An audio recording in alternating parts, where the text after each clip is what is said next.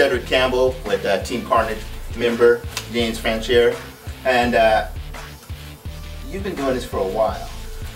Yeah, I started last Saturday, and no, just kidding.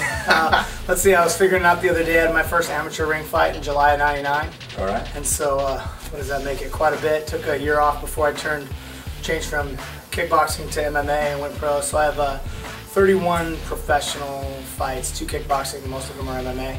Mostly at welterweight, a few at middleweight. All right. Did it start? You started off wrestling?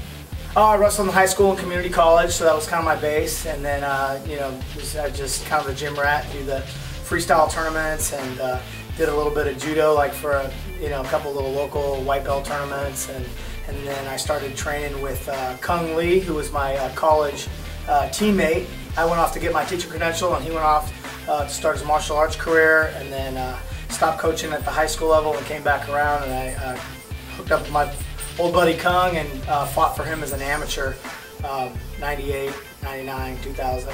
Wow, that's a hell of a person to get a sparring session in with. Yeah, well, it was every day. We're very close to the same weight. We were 1 weight apart from each other in college, and so I was the top pro on the Kung's team. I mean, I'm sorry, I was the top amateur on the team, and obviously Kung was the top pro.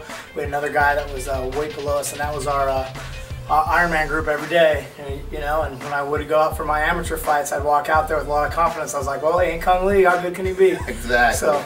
So what's next? Next is retirement, I think. Retirement, really? It's not an official announcement because never say never. You know, I heard you ask one of my teammates about their fights, and the most fights I've had in a year was 5, and I did that for a few years. Last couple of years it's been one fight. I get to pretend like I'm a pro fighter in the summertime. Where like right now I'm trying to get in once or twice a week at best. I'm coaching middle school wrestling and focusing on my career and my family, where we hooked up at the golf land with the kids. So yeah, so my focus has been on teaching, fighting, and less fighting and family. So maybe in the summertime I'll try to squeeze this gut down to give these guys rounds and stuff. Drew likes it. He got another heavyweight in the gym. We'll show you some footage later to tell you different. This guy's going to be back on the mat. Nice talking with you, James. Thanks, Cedric. Appreciate it. Oh, mate. All right. Let's see. I hang these on the wall here in Carnage. No reason to be in a drawer at the house. But this is a old school gladiator challenge. I think I won this in maybe 02 or 03. It's my 185-pound title, and then I've unsuccessfully defended that 2 or 3 times. And this one right here is the Gladiator Challenge welterweight title, and I successfully defended that. I think I had 7 matches, so 6 successes and 1 non-success. So that was at welterweight, and then this King of the Cage welterweight, and I think I defended that twice, and then I dropped it and kept me in #1 contender. I was a gatekeeper for King of the Cage for a while. If they fought me, they either had a title shot or had a title shot. So that was a fun run for my career. So thanks, guys. Appreciate it.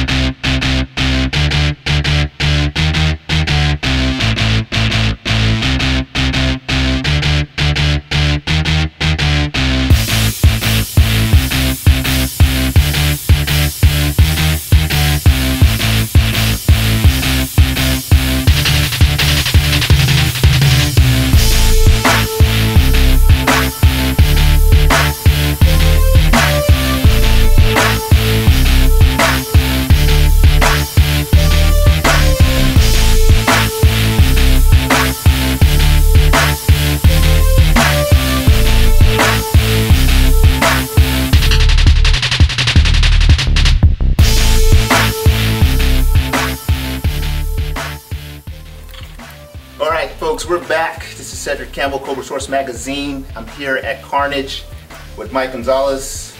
Nice seeing you again, bro. Saw him at Rebel Fighter last time. What's next? When's the next fight? Well, I just had a fight probably a couple weeks ago against Mike Cook from Strike Force at the Warriors Cage. Didn't really go too well as I planned. Had issues with weight management as far as his part, but still took the fight, tried to put on one hell of a show. He ended up catching me at the end of the round, trying to go choke, but you know, I tried my best, whatever, no complaints, no excuses, but come March 19, I'm defending my light heavyweight Native American title up there for the third and final time, hopefully, but yeah, and I feel good. I'm coming back, confident as ever. I guess it's against Owen Rubio. I met the guy down there when we fought at the Warriors Cage, cool cat. Stand-up fighter? Don't really know too much from him. I think he's coming off of a loss too. He got knocked out recently, but from what I'm hearing, he's a #1 contender, but I've heard that before, so it's whatever.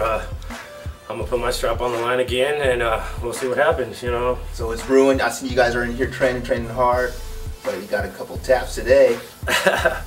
Probably this is the picking first. on the teammates? Not really. I mean, there's cameras here, so I gotta look good. Oh, I see how it is. It ain't bragging if you can back it up, but otherwise, you know, it's been a while since I did my ground. Been focusing on my stand-up and my boxing, leg kicks. You know, I got James to thank for that. He helped me quite a bit, and then Randy Hickman with my boxing, learning to calm down in the pocket, stuff like that, and. You know, I got a good bunch of teammates, you know, like I've always said, we're one hell of a melting pot. Drew Montgomery, our heavyweight, you know, he's a beast. And then, of course, Jamie Hara, you know, that's my teacher right there. And Mike Rumsey, you know, he's always pushing us, you know, cold beers, hot showers, 5 minutes, you know, everyone knows that. But, you know, like I said, we're a good group, you know, we're looking forward to a softball game coming up with Last Stand with Smith Lee, Deonda, and the McDonald brothers. So I know you guys watching this, make it happen, because we ready, come on. But right now we're just getting ready for, we got a stat card in March. Our old coach is fighting Cal Worsham, and then probably like 5 or 6 guys from the team, so it's a stat Carnage night. And last time we had a night like that where there was 4 or 5 guys on it, we went 5-0 that night, and you know, we're looking to do the same, you know, so we're gonna pop off the year with a good show in the hometown and put it down like always. Bang. All right, guys, you heard it here first. March 19th, come check these guys out.